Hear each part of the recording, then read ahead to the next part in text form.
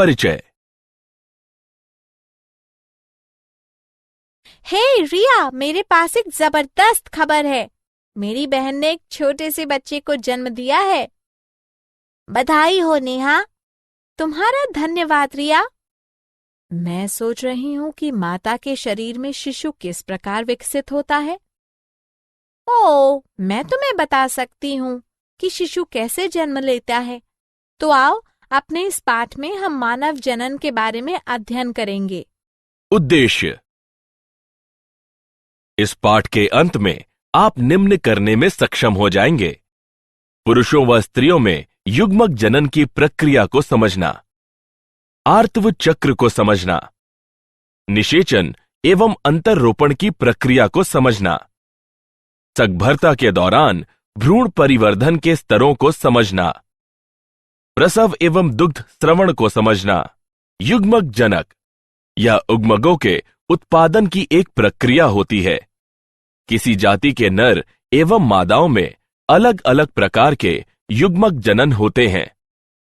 नरों में शुक्र जनन होता है और मादाओं में अंड जनन होता है। शुक्राणु जनन। शुक्राणु जनन की प्रक्रिया शुक्रजनक नलिकाओं में संपन्न होती है। वृषण में द्विगुणित आदि जनन कोशिकाओं के द्विगुणित शुक्राणुजन में विभेदन के साथ इसकी शुरुआत होती है।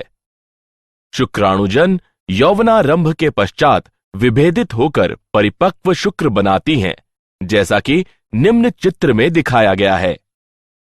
शुक्राणु प्रसु शुक्राणु रूपण प्रक्रिया द्वारा शुक्राणुओं में रूपांतरित होते हैं। शुक्राणु रूपण के पश्चात शुक्राणु शीर्ष सरटोली कोशिकाओं में अंतःस्थापित हो जाता है और वीर्य सेचन प्रक्रिया द्वारा मोचित किया जाता है। वीर्य की संरचना। प्रत्येक वीर्य कोशिका में निम्न होते हैं: शीर्ष खंड, जिसमें सिरे पर एक अग्रपिंडक होता है और सघन अवस्था में गुणसूत्र का अगुणित सेट होता है। मध्य भाग, जिसमें सूत्र कणिकाएं और एकल तार केंद्र होता है। पूंछ यानी पुंछ। वयस्क पुरुष में प्रतिदिन लगभग 100 मिलियन शुक्राणु बनते हैं। अंडजनन।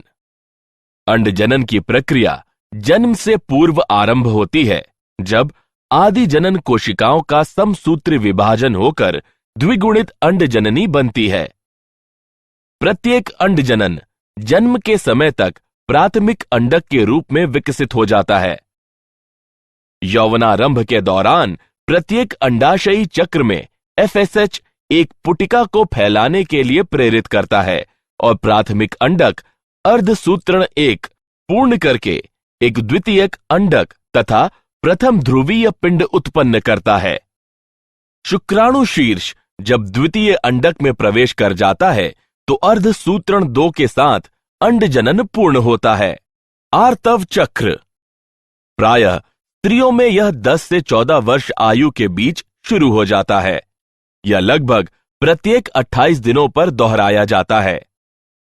आर्तव चक्र में एक पुटक से एक परिपक्व अंडा मोचित होता है और गर्भाशय गर्भाधान हेतु तैयार होता है। यह चक्र यौवनारंभ यानी रजो दर्शन से शुरू होता है और रजोनिवृत्ति पर समाप्त हो जाता है। आर्तव चक्र के 4 चरण होते हैं।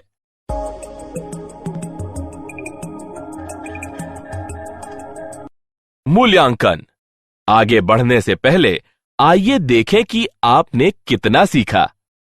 निम्न का मिलान करें।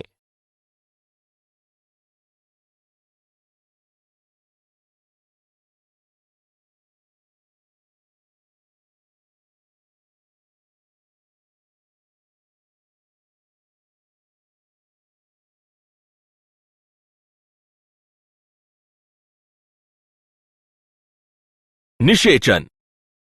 निषेचन सामान्यतः तब होता है जब अंडा अंडवाहिनी के ऊपरी भाग में होता है। केवल एक शुक्राणु एक अंडाणु का निषेचन कर सकता है। शुक्राणु का प्रवेश द्वितीयक अंडक के अर्धसूत्रण को पूर्ण होने के लिए प्रेरित करता है। शुक्राणु का अंडाणु से संलयन होने के परिणाम स्वरूप द्विगुणित युग्मनज बनता है। अंतर्रोपण। जैसे ही युग्मनज अंडवाहिनी के पथ से गर्भाशय की ओर बढ़ता है तो यह कोरक खंड का निर्माण करता है। 8 से 16 कोरक खंडों वाले भ्रूण को तूतक कहते हैं। तूतक कोरक पुटी के रूप में परिवर्तित हो जाता है। कोरक पुटी में कोरक खंड पोष कोरक और अंतरकोशिका समूह के रूप में संलग्न हो जाता है। गर्भाशय के अंतःस्तर में पोष कोरक अंतःस्थापित हो जाता है, जिससे गर्भधारण होता है। भ्रूणीय परिवर्धन। भ्रूण के अंतर्रोपण के पश्चात पोष कोरक पर अंगुली जैसी संरचनाएं उभरती हैं, जिन्हें जरायु अंकुरक कहते हैं, जो गर्भाशयी ऊतक और मात्र रक्त से आच्छादित होते हैं। जरायु अंकुरक और गर्भाशयी ऊतक एक दूसरे के साथ अंतरांगुलीकृत होकर अपरा को गठित करते हैं। अंतर्रोपण के पश्चात आंतरिक कोशिका समूह 3 जीवाणु परतों में विभाजित हो जाता है। सगर्भता।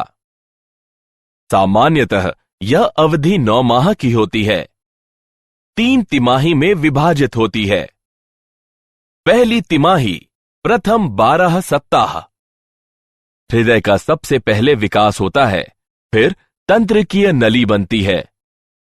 भ्रूण में सभी प्रमुख अंग तंत्र 8वें सप्ताह तक विकसित हो जाते हैं। दूसरी तिमाही 24वें सप्ताह तक पाद और अंगुलियां विकसित होती हैं।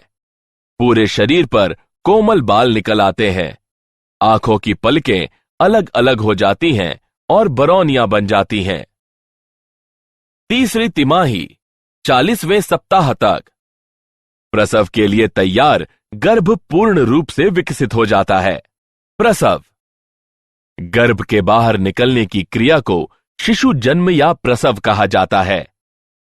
गर्भ उत्क्षेपण प्रतिवर्त अपरा एवं पूर्ण विकसित गर्भ के द्वारा प्रेरित होता है।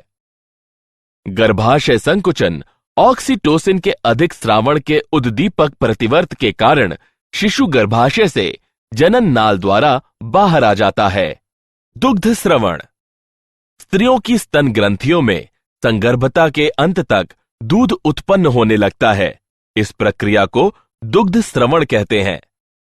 दुग्ध स्रवण के आरंभिक कुछ दिनों तक जो दूध निकलता है उसे प्रथम स्तन्य या खीस कहते हैं, जिसमें कई प्रकार के प्रतिरक्षी तत्व समाहित होते हैं, जो नवजात शिशु में प्रतिरोधी क्षमता उत्पन्न करने के लिए परम आवश्यक होते हैं। मूल्यांकन। आगे बढ़ने से पहले आइए देखें कि आपने कितना सीखा। निम्न का मिलान करें।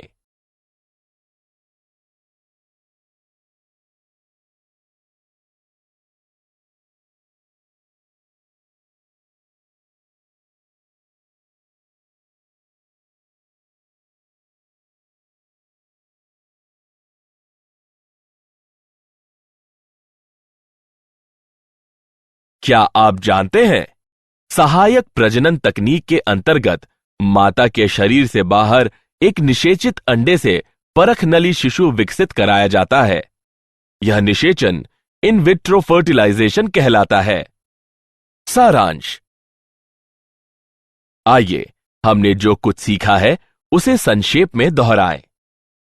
शुक्र जनन के परिणाम स्वरूप शुक्राणु बनते हैं। परिपक्व स्त्री युग्मक के निर्माण की प्रक्रिया को अंड जनन कहते हैं। स्त्री जनन चक्र मासिक यानी आर्तव चक्र कहलाता है।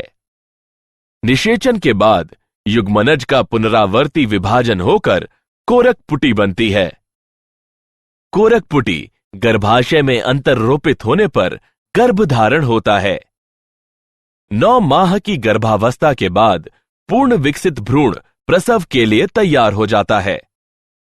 शिशु के जन्म की प्रक्रिया प्रसव कहलाती है।